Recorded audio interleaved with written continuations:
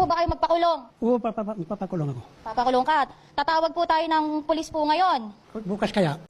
Ako, siguro, umiral siguro yung kadimonyo ng aking kamay, gumalaw.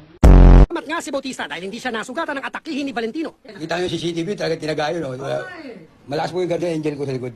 Nakita ko, ginanon mo sa tumama yun. Di baliktad yung baliktad. Unang pinuntirya, mga manguhula na kanya-kanyang pwesto sa Plaza Miranda.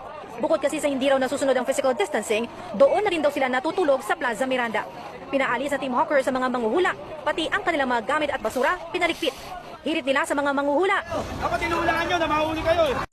Di nyo po na itatanong, kami po, hindi lang po kami entertainer talaga. Totoo yan? Doon sa Cebu po, isa po akong abogado doon. Ikaw abogado ka? O, abogado po Maraming ako. lawyer dito. O, abogado ako. Abogado ka? Lahat ng mga kliyente ko po, pinapangakuan ko po. Paano? Na kapag sila talo, tapos ako yung abogado, magpapakulong ako. Yun. Oh, kanina may tumawag, isang kliyente ko doon sa Cebu. Oh. Oh, pero ibinigay ko sa ibang abogado. Bakit? Kalalabas ko lang sa kulungan.